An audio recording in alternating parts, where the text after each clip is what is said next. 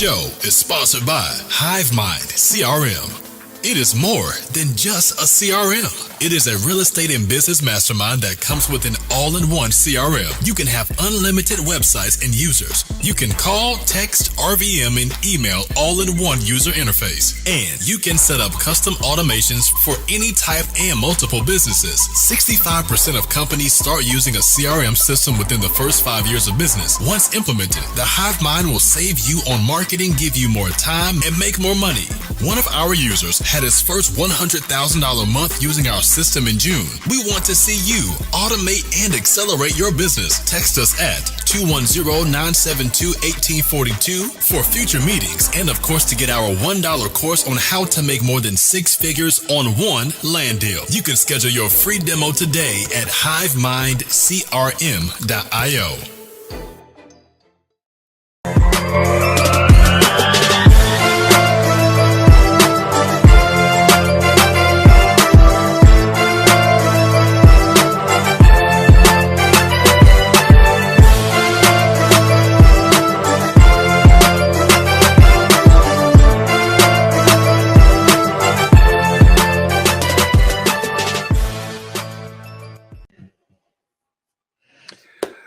All right. Good afternoon, folks. It is the middle of the day again on a Wednesday, and we're back here with Wednesday's Lunchtime Learning with Real Life Real Estate Investing, where we talk about real life real estate situations, but we bring you real life real estate solutions. I'm your host, Glenn Glasper, affectionately known as Mr. Dollar Out of a Dime. And of course, I have another special guest that's going to be sharing with us some phenomenal information. As you know, I like to always bring on people that can add value and help us understand some of the things that are most proficient in what we do in real estate investing. All right, again, thank you all for joining us. Today, I have a special guest, Mr. Daniel Martinez, who's going to be sharing with us some amazing information. For those of you that have been doing real estate or looking to get into doing real estate, you know how important it is to be organized and have a system and things like that. Mr. Daniel Martinez is going to talk to us about CRMs and how to use them and how beneficial they are to what we do. And he's also going to give us a special bonus and talk about land investing, which I know a lot of people are getting into now. So without further ado, we're going to bring up Mr. Martinez. How you doing today, sir? I'm doing amazing. Happy to be here. Very good. Thank you so much for coming on the show. And, you know, we do our research and things like that. We know that you've done some amazing things. But I want to give you an opportunity to share with the folks who you are, and then we'll dive right into what we're going to be talking about today. Sure. So my name is Daniel Martinez. I host a podcast. I do real estate. I do land. I do software. I do data company. I'm all over like the real estate side of things. But I wasn't always this. I used to be a truck driver, blue collar. I used to drive 18-wheelers down the road, and actually started my first trucking company, and then pivoted into real estate after that. And I've been onshore for 5 years, and just kind of started the CRM. It was a lot of people ask, like, you have to have like your personal why, but you also need a business why you like doing what you do. And I really didn't know what that was till I started Hivemind. Long story short, we've now had 14 clients at 6-figure months. So it's like, if I can hit 1, if I can hit 10, I can hit 1,000. So we're trying to help more people hit 6-figure months in the business and accelerate their business to the next level. Great stuff. Now, of course, I know there's somebody that's going to watch this and say, help clients hit 6-figure months. How? How does that happen? I mean, is it related to the CRM? How do you help people do that? It's one of those things where like it's related to the CRM, and that's what it is. A CRM is a customer relations management tool. It helps you accelerate your business. So I have clients that were doing spreadsheets and paper before that was their CRM. Write down, keeping track, follow up with this person 30 days from now, and then they forget and not do it. And it's one of those things where like you lose a lot of efficiency when you're not systematized. So our clients they understand that they need a CRM, they'll come in and be like, okay, I know I need this tool. Let me learn how to use it, and let me amplify my work hours. So my whole thing is automation before delegation, because if you automate first, you might not have to delegate it at all. So I have people come in like, oh, I have a VA doing this, and this. I'm like, well, they don't have to do that anymore because you can automate that 100%, and it's just going to work. So it's one of those things where like if you automate first, you can really amplify your time, your VA's time, and you can take your business to the next level by being more efficient, doing more marketing, doing follow-ups, even the keyword responses, so you can actually reply to messages effectively without having to do it yourself. Wow, wow, that's amazing. Now, now automation before delegation. Now, most of us know that getting into the business of real estate, one of the biggest things is having a team. You can be more efficient when you have a team. Now, because of course, it's hard to do most of what we do by yourself. And Correct. the delegation part is what many of us strive to do, is have a team to delegate those things to. How is automation? How do we incorporate automation before delegation? How does that work? It's one of those things where, like, I would have you can assign a VA to follow up with everybody. That's a full-time job in most real estate business. That's a full-time job. With Mhm. our system, you can literally set up follow up with every person that's replied positively every 30 to 45 days. Boom, done. And it just Mm. works. So it's one of those things where, like, that's a full-time position where you would have somebody follow up with everybody every 30 to 45 days if they were somewhat interested. It's just done. That's out the window. So, like, there's simple tasks like that you don't think about, that is really taking up a lot of your VA's hours, taking up your hours, and it's just taking up unneeded space in your business that can make you more efficient and effective. Great stuff. Great stuff. And in Hivemind, right? That's the CRM we're talking about, right? Right. So there is a apparatus, I imagine, that allows a person that needs to be followed up with in a certain amount of time. It allows them for them to get a maybe what is an automated message or automated email or text message or something like that that communicates to the people that they're trying to follow up with. All the above. So one of the cool things about our system is that most systems out there, or most things out there, softwares only do one thing. They might just do call Mhm. tracking, call forwarding. They might just do texting. They might just do websites. They might just do forums. They might just do email marketing. So, like, it's really hard to combine and communicate because they don't communicate with each other. So you kind of work Mm. your list through texting, you kind of work your list through the dialer, you kind of work your list through the email platform. If you're even doing that at all, like, Mhm. most people Mhm. aren't even doing all those things. So if the system can communicate, you can set up like a specific campaign that actually works and talks to each other. So this is a Max Maxwell's thing. You can look it up. I don't know if you heard of it. It's called the lead conveyor belt. Lead conveyor belt Yes. is to put your list through the cheapest form of marketing first to the most expensive. So emailing, texting, RVMs can all be automated and put out in a campaign. But you can actually build out a campaign that does all those in one campaign versus just using an email system, just using test system, just using an RVM system. So now you can do an email, text, RVM, and then if they don't respond to any of those, I can put it on my team to do a cold call, because now it's actually taking human man hours. So you can build up that campaign, run thousands of people through the list, and it's just going to go. Wow. Wow. Now that is some serious automation. That's serious automation. So if you said, so if they don't respond to any of those initial campaigns through the email and text, then it gives your team a notification to call them. Yeah. Wow. Okay. Okay. And Well, this is there's a dialer inside of it, so you can literally put it straight into the thing. When it hits this point, assign it to John Smith, who's my cold caller, and he just goes checks his task, and he checks his cold call of who needs to call that day, and then he just hits start and start dialing. wow. Wow. That is certainly something that would help people to get to that six-figure mark on a monthly basis, because they're not having to do a lot of the, for lack of a better way of saying it, the heavy lifting, especially with having VAs and with, I mean, like you mentioned, all of the delegation that has to go into that. The automation will certainly make it a whole lot easier. And, like, Uh, each one of those phases, when you pass it on, is opportunity for it to get lost. Like, you might totally Definitely. forget about that person, and this is one way that you're going to get everybody. You're going to hit everybody in every single way, and then you're not going to have any flex or loss from, or inefficiencies from your whole campaign. Now, in that, so for example, let's put it in this situation.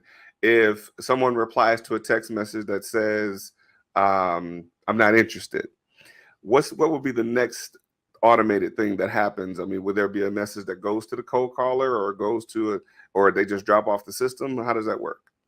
It depends. You can literally create a "I'm not interested" option, where if they say not interested specifically, you can kick it off to your code caller to call. Okay. Okay. Okay. Yeah, So because yeah, it's one of those things where, like, if they respond in any ways, it can come off the campaign, because If you text them like, hey, is this John Smith? And they reply, yeah, I'm looking to, yeah, this is John Smith. How can I help you? And then you hit them with, we're looking to buy property in the area. Or that you might hit them with, I don't know if we got a hold of you last time type of question. You don't want to do that. So if they have like a specific outreach campaign, whenever they respond, then it kicks it to another bucket. And then you're actually having a conversation over here, which is maybe if they respond not interested, if they cuts you out, if they say yes in any way, the keyword yes, boom, it kicks it straight to your acquisitions team to actually, hey, we have a hot lead that said yes at this point in the stage. Got it. And you mentioned that there's an automated part for if they cuss you out as well. Yeah, you can set up automation when it cuts you out. Whether wrong numbers, if it's a wrong number, you can set up automation to swap a number out because usually you have multiple numbers when you have skip trace lists. Right. So you can swap out a number and put in the campaign again. And all this can be automated. Great stuff. We have a question. Miss Cassiana says, can it work with funnel systems?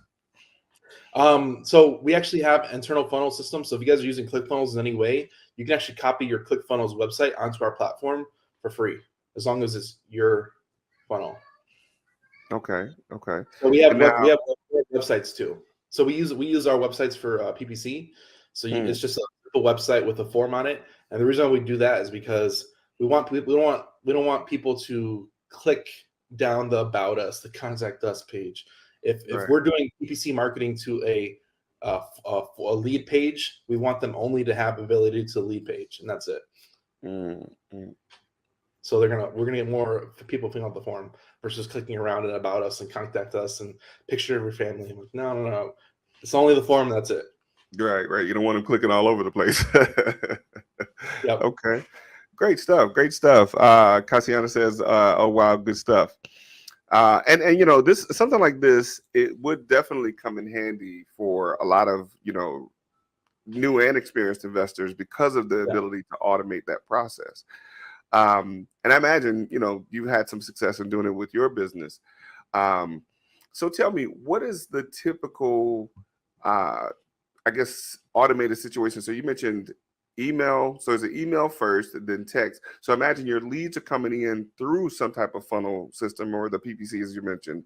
So is there a funnel system that it goes through first that takes it down that road of the communication, automated communication? I mean, it depends what type of marketing you're doing. So like, let's say you do direct mail. There's a lot of investors who do direct mail. What do you put on your direct mail? You put a website and you put a phone number. You can set up phone number tracking, and you can put a website where people can come in when it goes directly to your website. Boom, comes in. If you're doing bandit signs, what do you put on a bandit sign? You put a phone number on it. Call tracking, call forwarding. If somebody calls or texts it in, you can make a specific number for that bandit sign in that specific area. Hey, I know you hit the sign in this area. What type property do you have in Harris County or whatever that city that is? You can specifically target them because you know what campaign they're a part of. So you can really build out a lot of customization based off of what number they're texting, what channel they came in through from. If they hit you from the email channel, okay, well, how many people did we email? What campaign was it? What list was it? So it's a tagging system. So we use this for dispositions. We use this for acquisitions. We use this for a lot of different things. It's just one of those things where it kind of works the way you want it to, and we work it. Oh, good. And I imagine, somebody will probably want to know, how do I set this up? If I don't have any technical skills, is this something that you set up for me? Or do I have to go through and learn how to do this all myself to be able to make it work the way I need it to work? So we usually have two different types of clients. So we have clients that are like, I need to learn how to use this tool because I want to be most effective with using it. And then I have other clients like, I just want to use it in this one way. Can you set it up for me? So whenever you get an account created, we already have like the basics set up for you. We ask you go through the trainings. That way you kind of understand how it works. But like, if you're that person, like, I want to pay you, I don't know anything about technology. Can you do this, this, and this? We'll do it for you. It's not a question of like how to do it. It's like, hey, as long as you have like an SOP process in your mind, hey, normally when I text, I just send out this message. And then if they respond this, I'd like to do this, this, and this. And just kind of have like a wireframe of what you want done and what my team will knock it out for you. And you have the ability to do it yourself, of course. But it's one of those things that's like, there's time and money. You got the time, you got the money. Time to do it yourself or the money to pay somebody else to do it. Great. Great idea. Great idea. It's great that you mentioned that. That's one of the things that I mentioned quite a bit.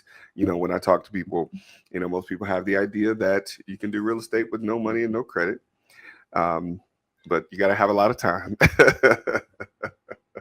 It took me 7 months to get my first deal. So like, when I was going through the pain, I was like, man, this is terrible. I contracted multiple properties, but they all fell through for different reasons.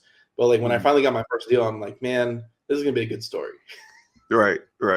So let's talk about that for a little bit. So you said it took you 7 months to get your first deal. So when I started studying, I studied for 2 years before I actually attempted to do my first deal. So you were better than me the first time.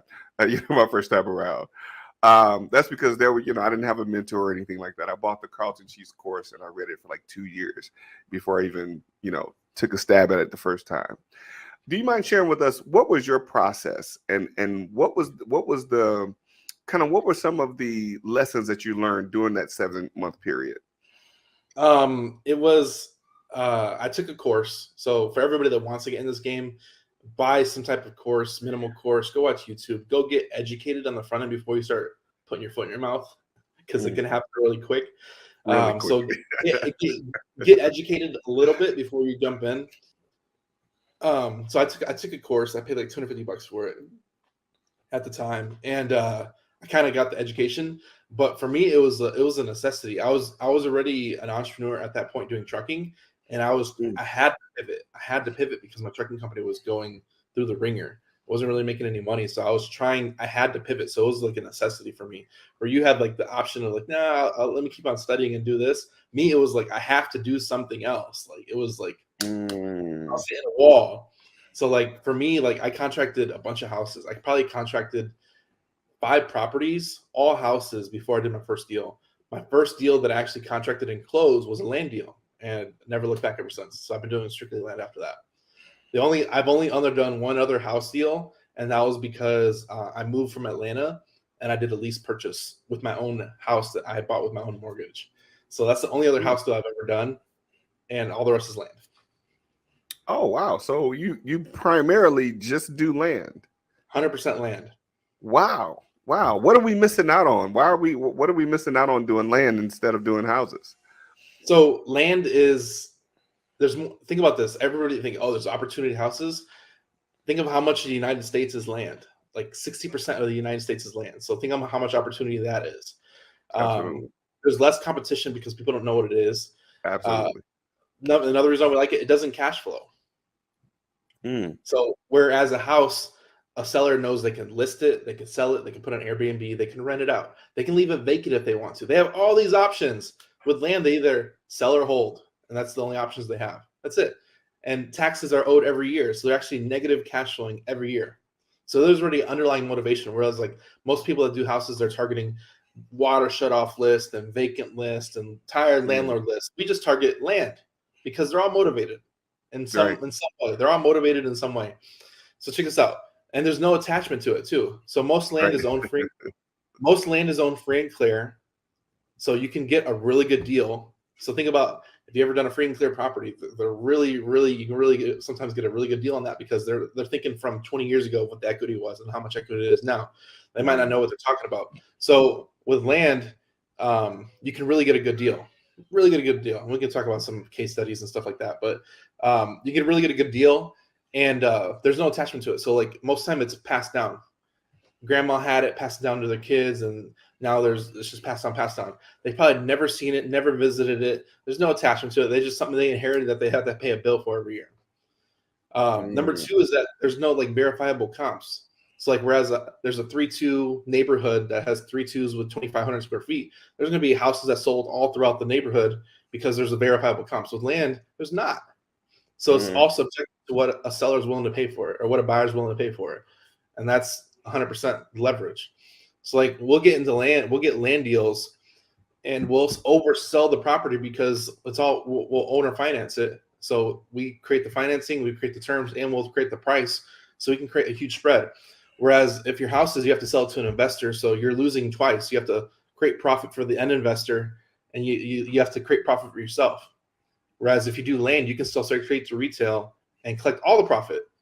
which is why we do bigger spreads. So like all of our deals, we usually average like 50,000 plus on all of our deals, just because we are sending directly to the retail side and we have no buyers. Like, what's your buyers list like?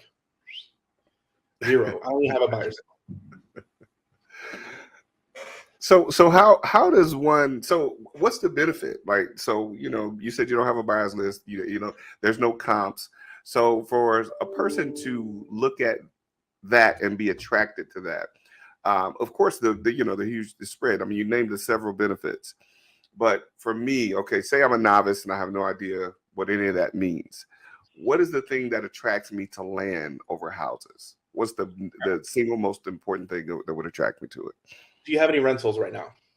Yes. What's the average rental income you get from a rental?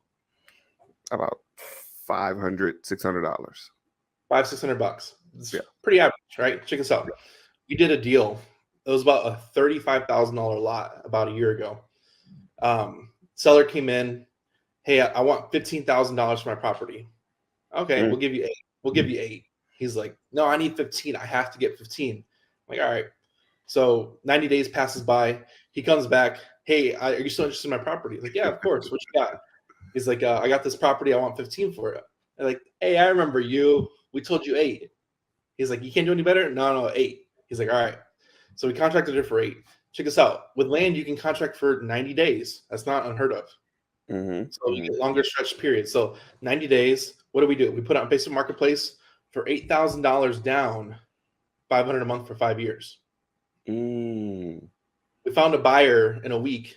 We sold it for $40,000, $8,000 down, went straight to the seller, and we collected $500 a month for 5 years on a deal we put no money into. Wow. How many $35,000 lots are out there? True. Infinite. True. Right. So right. Once we learned the power of owner financing and creating spreads, now we're just doing this with larger properties. We're trying to buy 50 acres or more, owner finance it out, and make 5, 10, 15,000 a month on single transactions. True. Okay. I see where you're going. So how do you mentioned that there is no verifiable comps. So how do I know what the land is worth? I mean, I got an acre of land.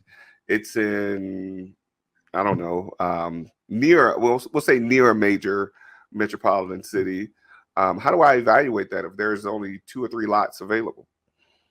So the truth of the answer is there's going to be a lot more than that. There's a lot of, think about this. On the commute to your favorite restaurant, how many vacant lots do you see? A lot. True. There's a lot more vacant land than you realize it because you're not really paying attention for it. But when you actually, like everybody, once you hear this conversation, you're going to see every vacant lot to the grocery store. You're like, just because you heard this conversation today. Right. That's the funny part about this. So you're going to realize how much of really vacant land there is out there. And vacant land is subjective. Check this out. True. So if in the city, there's what you call info lots, where it might be a business, a vacant lot, a restaurant, and something like that. So that's an info lot, right? The info lot is going to change in value based on the population and the car count. So if that area is popping more and more, this year it might be 100. 2 years from now, it might be worth 3. It might be worth 4. So as the population grows, guess what? It expands into more land. So the trick is if you find your sweet spot, you just kind of move as the population grows, and there's always more opportunity as the population grows in certain areas because it always stretches out into more land. Got it. Okay. So there's a couple varying factors. So like info lots, if you're selling to builders, we have clients that sell to builders. They do 10 to 15 deals a month. They look for info lots in Florida because Florida's already cut up into small, like 1,500, 2,000 square foot lots, maybe 10,000 square foot lots, and they'll come in, buy them. They already have a buyer that's going to buy 10 lots this month, and they'll have another buyer that's buying 5 lots this month. Guess what? They buy it both at 40,000. So what they do is they reverse wholesale. If they know their buyer's going to buy this lot at 40,000, I'm going to contact every seller that has this type of lot and offer them 25. And if they take 30, I'm going to make 10,000 per hit. Boom, boom, boom, boom, boom. And they already have a buyer lined up. Hey, I got another one. Boom. Imagine if you already knew the price you're going to wholesale it at, and you're just doing marketing. So I have clients that do this in Florida, doing 10 to 20 deals a month. Crazy. Wow. So Why are we doing houses? I don't know. I don't know. I don't know. As you can see, I don't do that. Right, right. So now, and how long have you been doing the land? I don't think we asked you about I've that. been doing land for 4 years. Okay, okay. And so you said that's your one house, the house that you did that was your personal residence was the only house that you ever did, right? So with that in mind, now are you doing lots in different areas of the country, or are you focused on a specific area? So our niche specifically is what we try and do is we're doing 50 acres or more all over Texas. We'll look at 50 acres or more nationwide. It's just our sweet spot's Texas. We got buyers, we got private capital, we got title companies. We have all these relationships here in Texas, so we can do anything in Texas, 50 acres or more. But we're looking, people are throwing us deals in Oklahoma, Florida, all over the place, North Carolina. We're getting deals thrown at us from other markets, so we're looking at them. But our sweet spot's definitely Texas. Great stuff. Great stuff. So again, one of the questions that I want to make sure that I cover, because I'm just thinking of what some of the more inexperienced investors might ask. If you were given a property, so you're primarily in Texas. So say if you got a house here in Atlanta that had an old house on it that needed to be torn down to be able to clear the lot. Is that something that you look at? One, two, if it is, how do you look at the cost versus the cost of tearing that property down if you were to, take on something like that versus what you could potentially make on selling that lot?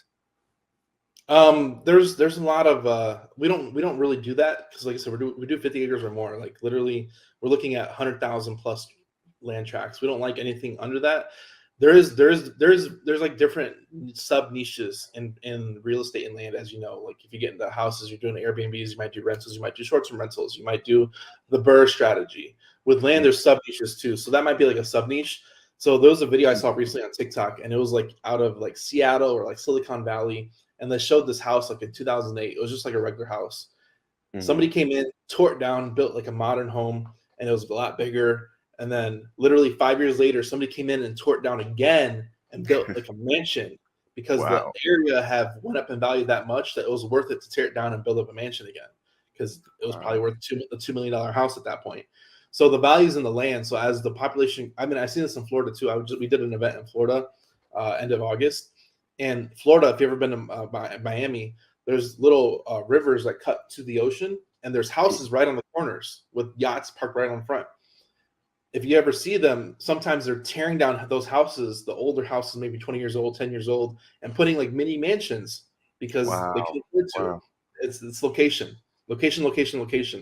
It's very, very important, especially for stuff like that. So like they'll come in and build a mini mansion, park their yacht out front, and now they got a brand new modern built this year or whatever to their specifications with a yacht out front.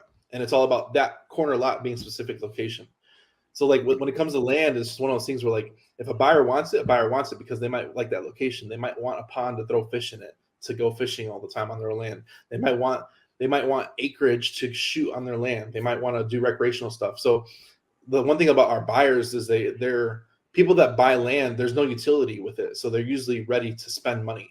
Right. Whereas houses, it's a necessity. They might rent it. They might looking for cash flow. Like who else buys land? People that can afford to. True, absolutely.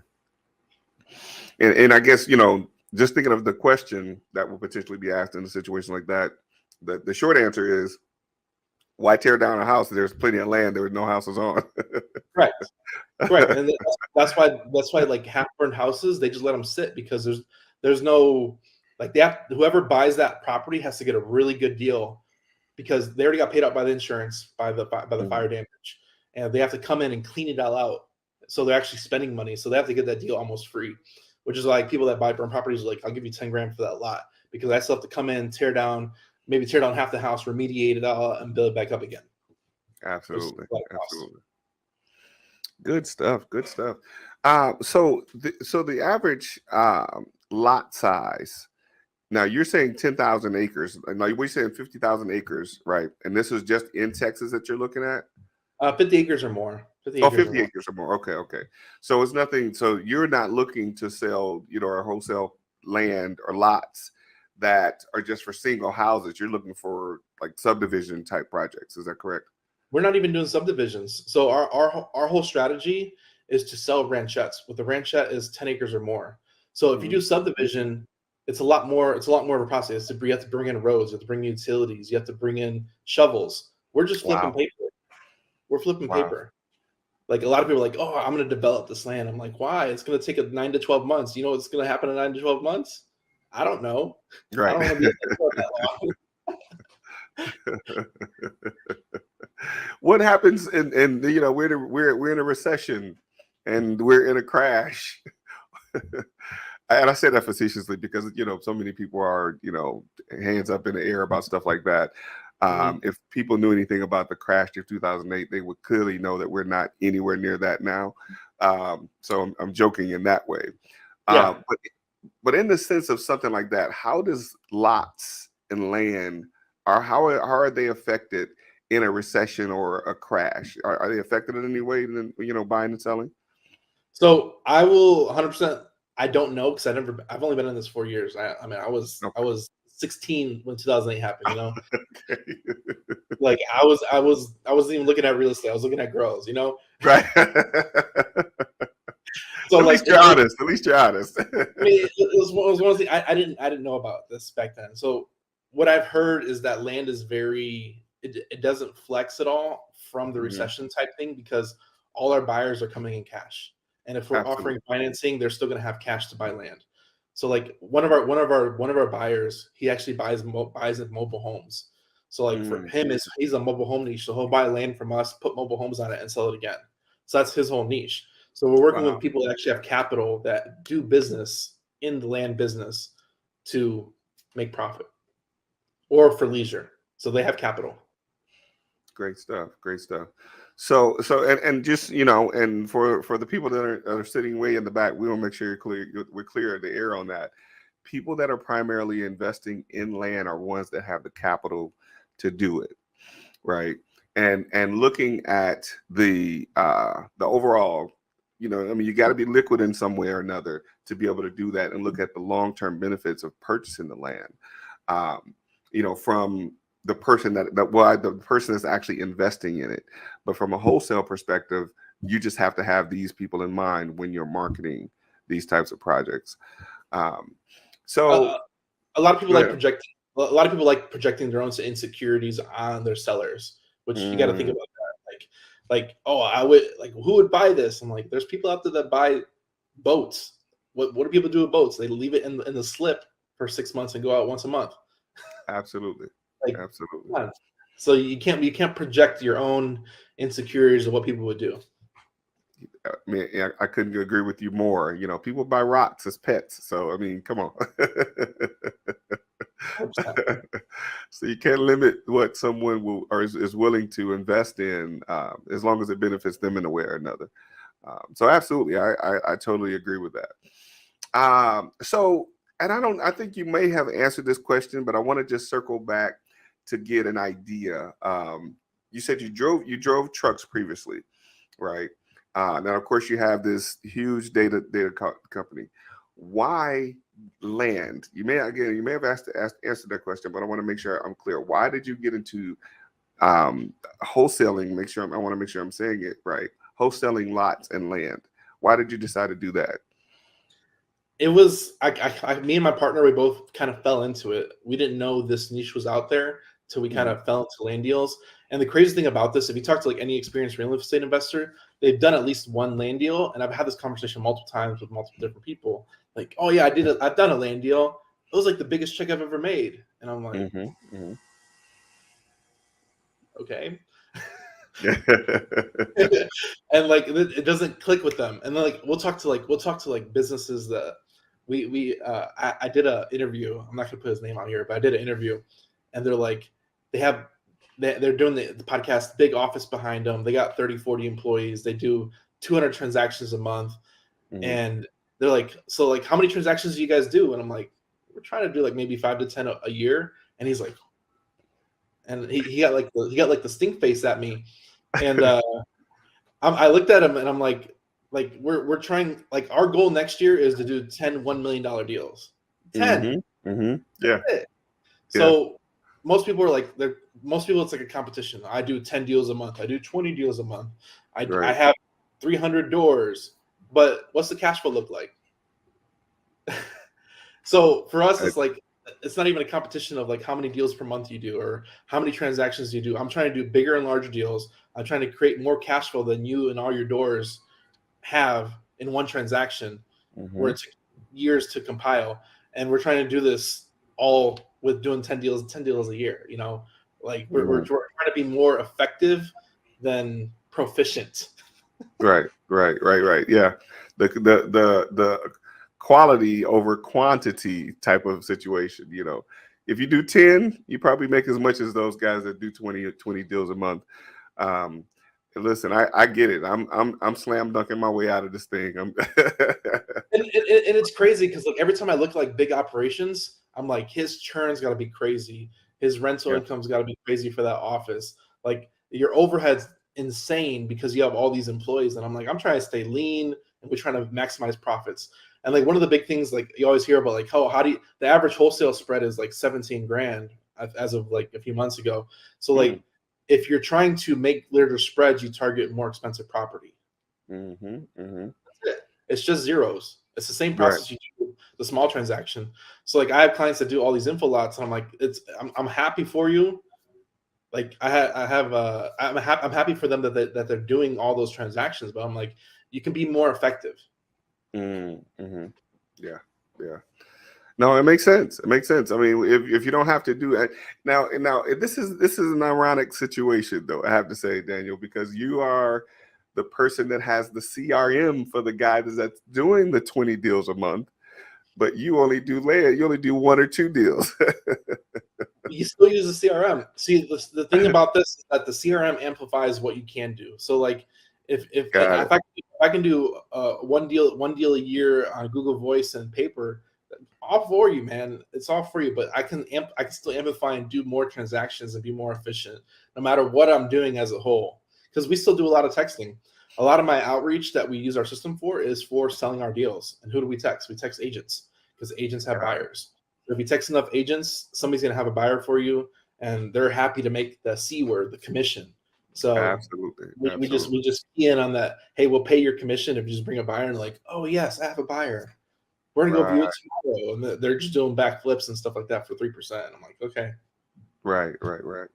So is it true that they can make up to 10%? They can. It depends on the lot. So usually when it comes to like smaller lots, they usually ask for 10% because there's no value in it. Funny story, my first deal that I did, the agent, I sold it on Marketplace in 2 days, and the buyer, I negotiated everything. I sent the buyer the contract, and the buyer had called an agent to represent him. And the agent called me, and I'm like, I gotta work with an agent. I don't even want to pay commissions. And I was laughing because I sold this lot for $12,000. Agent called me, and she's like, "Would you pay commissions?" And I'm like, "You know what? What's 3% of 12 grand? You know what? I'll pay commissions. I'll pay commissions. You know what? You can have your $300." Yeah, $360, something like that. Yeah. And then she was like, "Can you pay 500?" And I'm like, "As long as you get the transaction done, I will pay your $500. Just make sure the transaction flows smoothly." She's like, "Thank you so much." And I'm like, yeah. So usually when it comes to bigger lots, they're usually taking the 3% commission because it's a lot more. It's like a regular house. You're dealing with 200,000 or more properties, so they're making a regular commission. When it comes to smaller lots, you're usually asking for more because, like, and this is where it comes down to people that do smaller lots. If you're doing a lot for $1,000, it's not even worth doing title because you might spend more on title than actually purchasing of the land. Yeah. So there's people out there that will teach you how to do your own title search to self-close that deal, because if you do 1,000 of those over your lifetime, that might save you $100,000 or $1 million. Good stuff. So now that you mentioned title search, now do you find and what I most have so in my experience, I'll be honest, in 24 plus years, I probably have done 3 land deals, and I want to say 2.5 out of those the average of those 3, 2.5, I had title issues. where it was, handed down through the family, and we had like 10 people that had to sign off on it, and all these other things. I think one was actual probate situation. Have you run into anything like that, or what is the kind of the worst situation you've had with dealing with these types of deals? That's in Texas. If you have that problem, anybody listening, you can contact us. We'll actually deal with that. We bought parcels of property. That's like our specialty in Texas. We're there to solve problems. So the bigger problems you solve, the more you get paid. So like Absolutely. those issues that come up, we're ready for them, because we're in this niche. They come up all the time. So we're ready to deal with airships. We're ready to deal with partial interest. We're ready to do a partition sale and sue the brother doesn't want to sign because he's not getting his portion. So like it doesn't really matter, as long as somebody wants to sell the property that's inherited the property, we're willing to buy that 20% of the property. Okay. And go down that road. So you haven't had one of those situations where they're fighting and we've done a bunch of them. We've done deals of prison. Oh wow, okay. We worked with the seller out of prison before, so we've done a lot of crazy stuff like that in Texas. Wow. So like that's stuff we have to deal with. It's one of those things that if it comes across, we're ready for it. Great stuff. Let's say, if it's got to be a big deal, it's got to be in Texas. They say do it big in Texas. Yeah. All right. What is the and I wanted to get more, like kind of like this process of what you've seen in some of the titles. So you said there's people that teach you how to do the title search. Like, have you had a scenario where there was 10 or more siblings or 10 or more people involved in the transaction? My partner does a lot of that stuff. I think we did one with 8 heirs. We did one with one out of the country where we had to send them to a embassy in another country to do a notary. We've done stuff. We've done a lot of crazy stuff like that. We had a lady deed us over a property just so we can sell it, because she lived in China. She was a teacher in China. Wow. And she literally deeded over the property to us, and we sold it on the MLS and paid her out her fee because she didn't want to deal with it virtually. So in that situation, she just trusted you to give her the money, or did you all have some type of agreement that would pay her back or something like that? She trusts us to give us the money. So that's the crazy thing about land. Some people will just give it to you. Right. If you talk to people, some people just give it to you. One of my clients did a deal the other day. They're like, "Hey, you can have it if you pay the taxes off." The tax was like $2,000. $2,000, they signed it over. And I think my client ended up giving her like $500. It's like, I have to give you something for it.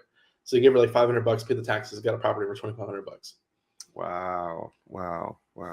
And I could see how something like that would be. As you mentioned earlier, there is no cash flow to it, and you're having to pay the taxes on these things. And sometimes people just tap out. They don't have a plan for it. So eventually, those taxes become overwhelming, and maybe they don't have a set of heirs to pass it on to, or maybe they don't care to pass it on to the heirs. So I can see that being a situation where they just give it up, and not have to pay the taxes on it. Have you seen that quite a bit? It happens a lot. I mean, the people target that tax list as their list in general. So one of the benefits about the tax list is, for everybody listening, no matter what list you're targeting, the tax list is a huge list. It already has underlying motivation. The reason why is because if it's on the tax list, if it's a house, guess what? There's no mortgage, because a mortgage is always going to make sure the taxes are paid. So if it's a house, it's free and clear. If it's land, it might be minimal taxes on that property, but it might be worth a lot. So a lot of the tax assessed value are usually way behind what it's actually worth. So we use that as like a negotiating tactic sometimes to get into properties where, like, hey, tax value says is this. Is that where you're at? And knowing it's worth maybe 1.5% or 150 or 200% of what its actually tax value is. So we use it like an anchor. And most sellers come to us, yeah, I just want the tax value for it because they think that's what it's worth. I'm like, all right, perfect. Good stuff. All right. So how do you, what's the process that you go by to generate leads for these types of projects, for these types of deals for the land? So we do a lot of texting, which is through our software. We do PPC through our software, and we do, oh, look, You got some good comments. What in the world is that? Okay. We do. Okay. Yeah. There you go. They're blowing up the chat. Right. Yeah, Right. So we got to get rid of that. I don't know what that was. we do texting, we do PPC, and we do referrals. One of the big things about being online is if you talk loud enough, people will send you just deals for free. So we tell all of our people that want to do land, just like tell everybody you do land, just because it's so niche. People, whenever somebody comes across that, they're just going to call you. And there's so much opportunity out there that you just say, I do land, I do land, I do land. And then specifically, if you want to be specific about it, I do certain site per land, I do info lots, I do large acreage, I do this. That way, everybody, whenever thinks land, oh, I know that guy, and me and Anthony been going on the land proclamation for a while. So people just DM us deals all day long. So we're getting a lot of referrals. Oh wow! So what is the lead conveyor belt? The lead conveyor belt is where you put your leads to the cheapest form of process first down the line. So email, texting, RVM, cold call, because that takes physical man hours and physical time. And then you might do direct mail, you might do door knocking or something behind that just to physically talk to that person. So like you can be so niche targeted with your list that like I'm going to talk to this person no matter what it takes. And you can be 100% direct with that, where you're going to target specifically to target that person 100%. Got it. So with all of that, you still are only looking to potentially do 10 deals on an annual basis. Yeah, we just said 10 deals, but I think we have like $5 million. We have about $5 million in the contract right now of land. Wow. Okay. So is there a number that you'd hit that you'll take the rest of the year off? No. I mean, we're getting so many leads thrown at us, or like we're just gonna keep doing this. Like 10 is just the goal, but it's one of those things where like if like we just bought 123 acres in Commerce for $175,000. We're listed it for $6. We just contracted 211 acres and 54 acres in Pleasanton, Texas, and then we got a 2-acre lot in Natalia for $50,000 that we're selling for $140,000. Wow. Right. So I mean, you'll hit your goal pretty easily, and then continue to do and more after that. Like, if you, it's just like working out. If you work on that one muscle, you do curls, your biceps are going to be huge. So like we're looking at big land deals because we're going to be the best at it, and we're just looking at them all the time. So if you got any big land deals, you can submit it to submitbigland.com, and we'll look at them. Good stuff. So what now you said you tell people that you do land, right? So that's most of the things that you promote. So of course that's the thing that you promote amongst people. So I imagine in your networking, that's the conversation. Why is networking important, and how does that help with doing the deals that you do? Most people that we literally we talked to Ty Flipman last week. Okay. And we interviewed him, and it was the funniest conversation. He's like, "You guys do land?" And like, "Yeah, I have so many land leads, I don't even know what to do with. You want to JV them?" Yeah, okay. So we literally we interviewed him on our podcast last Thursday. We just contracted a deal with him a week later because he already had the leads in his inbox. Great stuff. So we're looking to make like $50,000 on a deal he already had in his lead pipeline that he just didn't touch because he didn't know what to do with it, and we're looking to make $50,000 on it already. Wow. And that's everybody has leads in their pipeline that they just come across. If they're doing consistent marketing, they just have leads they haven't touched for whatever reason. Definitely. And you're absolutely right about that. And I want to make sure folks are clear on that. If you are doing consistent marketing, I mean, just like you said, if you're doing consistent marketing, there should be leads that either A, you haven't figured out what to do with them yet, or there's some necessary follow-up that needs to happen with them, or C, or simply, you haven't, again, networked with the right people to be able to get them to fit their specific niche. So absolutely, I agree with you 100%. So that's networking. You tell enough people about it, people think of you first. True story. All right, so we're coming up on our time, but I want to ask, what is the worst experience you had in your multi-million-dollar 4-year run that you've been on in real estate?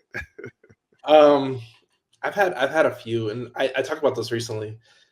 This is when I had two big like slaps in the face before I got my first deal, and I like bringing up the story because like these are like crazy stories. So my first one is I found a seller. He was under pre-foreclosure. He had family living in his property, but he didn't want to deal with them because they were family. Like he knew them, but they stopped paying his rent, so he stopped paying the mortgage. Pre-foreclosure hit, and he's just stressed out. So I was like, let me work from it because I don't know you, I don't know him. Let me just work at my side. So I talked to the family. They didn't want to move out, so I'm like, hey, I have to evict them. You signed this paperwork saying I'm gonna evict them. All right. So I went to the courts, filed an eviction with my own cash. I've never done an eviction to this day. That was my first eviction I ever did. Never did real estate before. Done the whole process of eviction through the fire. Evicted his family. I trashed it out because, of course, when you evict somebody, they don't actually leave it clean. So I got my buddy. We trashed it out. We filled the whole dumpster full of their stuff. Trashed it out, cleaned it out. Took it to the closing table because, mind you, I was still under contract at this time because I had a buyer, but the buyer wanted it trashed out. So took it to closing. Go to the closing table, and the closing attorney is like, there is a $30,000 credit card lien that we can't release. Wow. Blew up the deal right on the table. Wow. And, I was depressed. I was gonna make like 20,000 on that one, and it just fell. I thought I was gonna go to title and walk home with a check, and I went to title and went home with nothing. So that wasn't something that came up in title before you got to the closing table? They never. So this title company never ran the title search because I guess they work with a lot of bad wholesalers. So they actually title search till you're ready to close. So they literally ran title that morning. I did all this work for weeks, and they foiled right in front of me. Wow. Yeah, that's not good. So could you have, I mean, in a scenario like that, what I would have attempted to do was maybe have the buyer finance my fee over time. Like, yeah, wait, maybe you don't pay me now, but put me on the end of the deal when you sell it. Maybe I'll make a little bit there. But they still would have had to cover your 20,000 plus an additional 10. So that might have worked out. And they did a lot of repairs too, because it was left in disrepair. So like it totally blew up the numbers of the repair because I never did a subject to deal, but that was supposed to be a subject to wholesale. So there wasn't enough spread on that deal as a whole to finish it out. And I have another crazy one too. I found this once I found out about real estate. They look for vacant properties. Where? Like they're like look for vacant properties, and that's money there. So there was a house I passed on my way to and from work. I saw it twice a day for 2 years. And then I learned about real estate. I'm like, okay, there's this house that I've been driving by for the past 2 years that I can contract. So the guy ended up living like 20 minutes south of me, which is like country. So I ended up pulling at his house, and there was like a bunch of like, it looked like not wholesome folks on the porch. And drug dealers. It looked like a crack house. I went in, and there was a single man, and the grandchildren were taking advantage of the grandfather because he had a house. So they're running stuff through the house because he was old. He was elderly. They're pretty much taking advantage. So he's like, "Oh, I want to show you the house." So he's like, "Can you meet me there tomorrow?" So mind you, this guy's like 85. He almost falls down the steps because it's full of debris and trash. My goodness! A family member lived on the property and trashed it. They just trashed like the outside of the garage. I get inside the house. He couldn't find a key because he hasn't been there in like 20 years. He's like, is it okay if I break in? So I break into the property, and inside is immaculate. It's a 110-year-old house, 5-bedroom, 5-bath with like 7 fireplaces. It's like an old home in Georgia, like old. And I ended up contracting it. He wanted $100,000 for it. I knew it was worth about $330. So I'm like, I'm gonna make a killing on this deal. on the buyer lowball me. I'm like, this is still my first deal. I'm like, okay, I'm just gonna take whatever they get because I'm not beggars can't be choosers. I need this money right now, whatever it is. So I had a buyer come in at 125 to buy this property, and literally we're supposed to close on a Monday. The seller passed away on a Friday from a stroke. Wow. And I guess it wasn't handed down to anyone, right? I mean, it was one of those things where like we're definitely not closing because now I have to go through probate and all this stuff. And like, when's a good time to contact them? Because I don't want to be an like, hey, I was about to buy this property, but your grandfather died or your father died. Like I don't know when to have the conversation. So I'm like, let me just file a memo on this property and then it'll come back to me, is what I thought. So I waited for it to come back. Ended up somebody closed on it like a year and a half later around my memo. And wow. They sold it for $100,000, and this is like peak COVID, where it was like a huge run. Where back then, about 350, that house probably worth like 450, easily, maybe even 5, because it was like almost 4,000 square feet. It was a mansion, like a mini mansion, 100-year-old mini mansion. That's something else, man. I know that had to burn. I have burned twice. Well, I would have said, listen, somebody's got to pay for Grandpa's funeral, so let me do it. Just give me the house. I didn't have any money, and like I was broke back then. And it was one of those things, like, I didn't even know what to do. Like, what do you do? What do you do? And I didn't really have any mentors. Right. Yeah. So yeah, you're right. Yeah, that was one of those situations where you had to figure out what to do. Go back over there. That is something else. Yeah, I forgot my son was getting out of school early. Wow. So now that you've had the experience that you've had in doing what you're doing, I mean, I can see, where, and these are the types of things that, we talk about on the show, real life real estate investing, where people have these experience, and then we talk about the solutions to those types of scenarios that they come up with. Because, oftentimes people get into the business of real estate and they miss that there are going to be, it's inevitable in what we do because there's so many moving parts.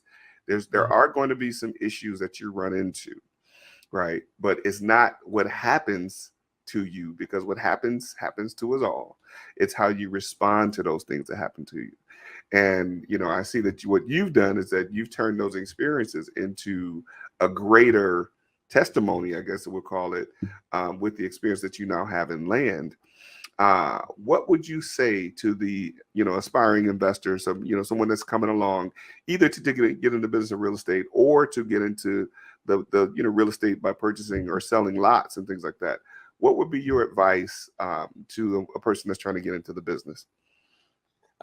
Just be consistent. I know there's probably going to be a lot of wholesalers not going to be here in the near future just because they're not continue to stay in it. I got hit in the face a few times, and I'm still here because I had no other choice and opportunity to. It's one of those things where, like, when you're backed up against the wall, you either die or you don't. True story. And it's one of those things where, like, and this is the crazy thing about entrepreneurship is, like, what separates everybody else from entrepreneurs is they start. What separates people that start to everybody else after that point is they're consistent and they keep moving forward no matter what happens. And I always I made a tweet about this a couple weeks ago, but it was like, if you survive long enough in entrepreneurship, you'll get to where you want to go. Yes. And and the only thing I'll add to that, Daniel, honestly, is that what you said is the consistency part, and knowing that if you already expect that there's going to be something that could potentially happen. I always say, expect great things to happen. Expect great things to happen, because what you put into the atmosphere is usually what comes back to you, right? Expect great things to happen, but don't be taken aback if great things don't always happen, right? When you want it to. Exactly. Yeah. The overnight success usually looks like 5 to 10 years. Right. Right. Yeah. And it depends on, even the experiences along the way. Someone's level of, quote unquote success might not be the same as the next person. You know, Yeah, the 100%. success is the experience, and how I look at it. It's not always just the money, or, you know, I believe the experience and what you obtain over the time that you've been involved in something. I mean, like you said, you've only been doing this for 4 years, but look what you've accomplished, right? That will be considered a level of success. Now, someone else may say, you know, like the gentleman that you know says that he does 20 or 30 deals a month. You only do 10 a year.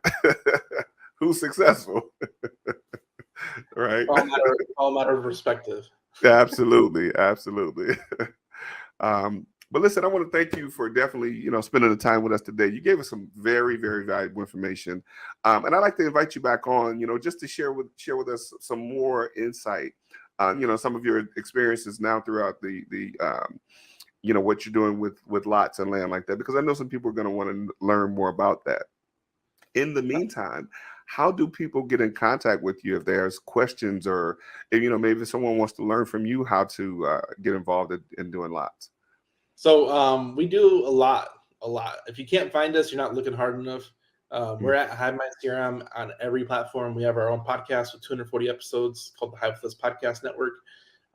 We do, if you want to learn more about big land deals, we have a land mastermind. You actually text land to 210-972-1842. If you want to learn how to make six figures on one land deal, just text course.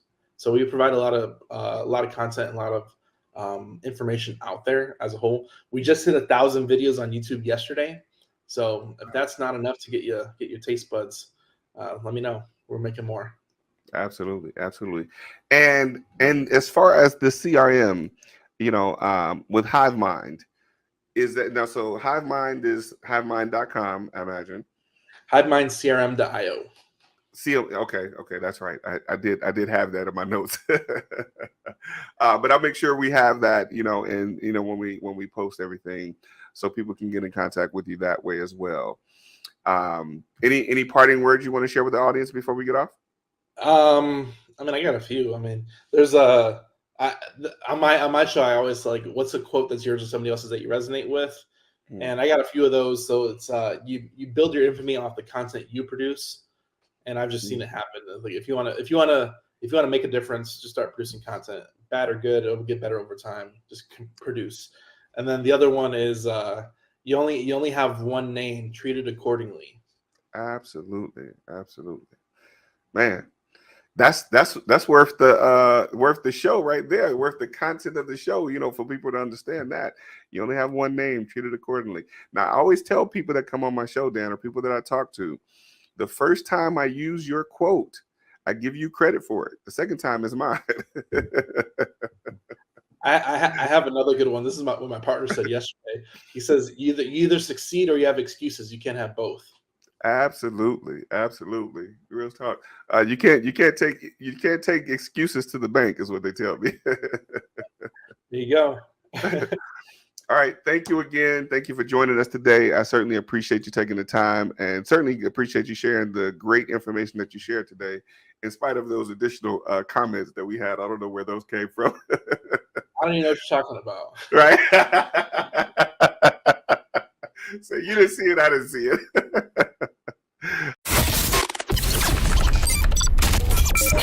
The show is sponsored by The List Guys.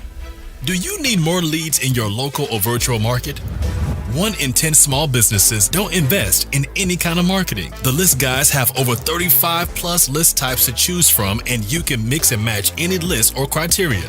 We also use the skip trace list and provide up to 7 numbers and email addresses. Every list you purchase will be scrubbed against previous purchases. The List Guys are here to save you time. Contact the List Guys today at www.1listguys.com. That's www.1listguys.com. All right, Daniel, thanks again for being on the show. Folks, this has been the Real Life Real Estate Investing Show, where we talk about real life real estate situations, but we bring you real life real estate solutions. Thank you for watching. Look forward to seeing you real soon.